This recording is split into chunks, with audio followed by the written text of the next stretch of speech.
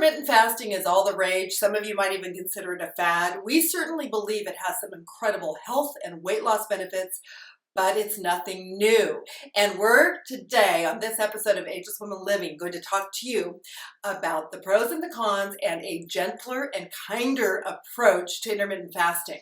Well, Dan and I have been coaching women for decades in the area of weight loss and health. And we are what you would consider mature women. I'm 52.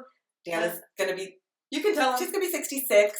We're both this month, we're having birthdays. Even though there are so many great health benefits to intermittent fasting, like improved brain function, weight loss, fat burning, of course, increased metabolism, anti-aging benefits. There's so many benefits. There are some downsides, especially for women in our age range. And we want you to know, we mentioned at the beginning that this seems like a fad.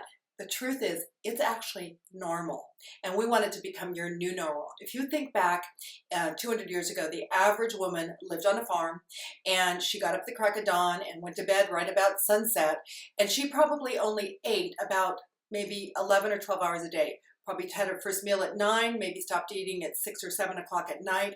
She was naturally fasting, and she was getting some of the health benefits and, of course, the weight loss benefits. She ate a lot more calories.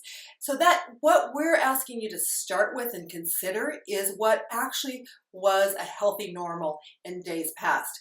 Robyn was mentioning there are some downsides that we want to talk about before we tell you our gentler, kinder approach to fasting that we think will work exceptionally well for mature women. Well, one thing to look out for is to not necessarily jump into a really long intermittent fast, especially for women that are in our age bracket. Some of us have what's called adrenal fatigue. Now, you may or may not know if you have adrenal fatigue. If you have gotten a cortisol test, it would let you know. So we do recommend doing that. There's some signs and symptoms to look for. There's a ton of them. We're not going to go through all of them. But if you're super tired when you wake up in the morning, you just are dragging yourself out of bed. Are you craving salty foods? If you're gaining weight in the midsection, it's a sign of adrenal fatigue. And the reason we bring this up is because if you do have that, fasting, it puts a stress on your body. It's actually a good stress for most people, but if you have adrenal fatigue, it can actually be a little detrimental, and it can actually cause your adrenal fatigue to get worse. And what we don't want to see happen is you go into adrenal burnout, where you literally are zapped completely of energy completely. So there's some ways to prevent this, and this is what we've created called the Ageless Eating Cycle. It's going to be an element in our new book that's coming out. So we're going to share today exactly what that is. Basically, 3 steps to make this kinder and gentler for your body to make sure you're not putting undue stress. Step number 1.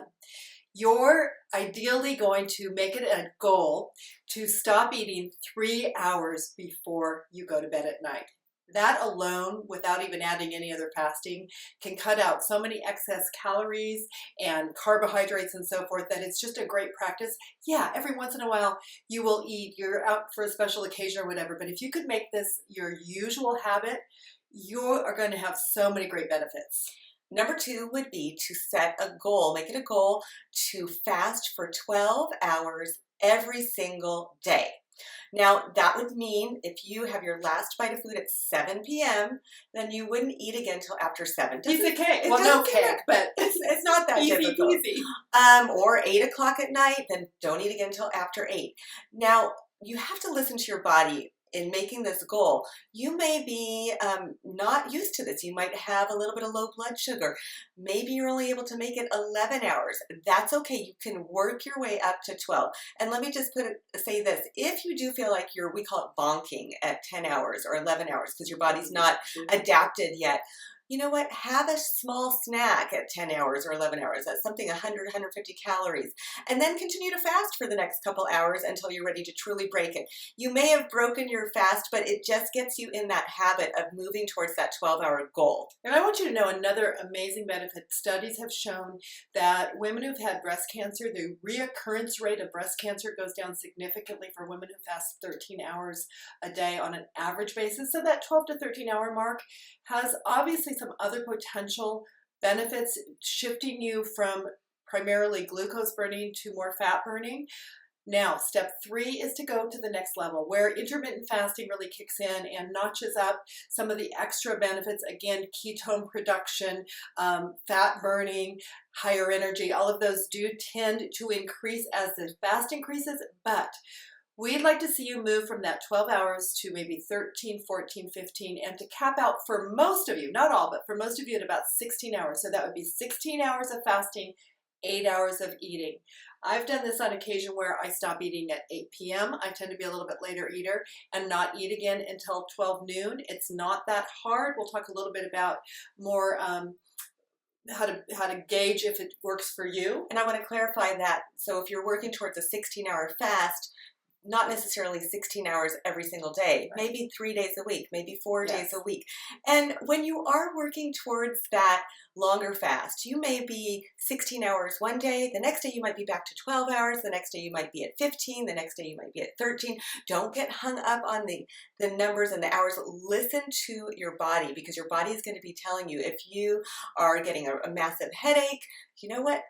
It's time to break that fast. Even if your goal was for 16 hours, 14 is okay. And by the way, one major caution.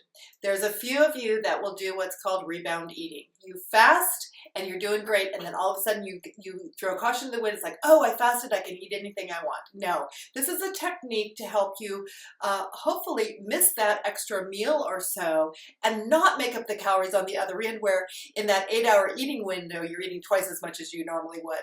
If you'd like a little bit of support in the area of your nutrition, health, weight loss, we encourage you to visit our coaching page, agelesswomanacademy.com.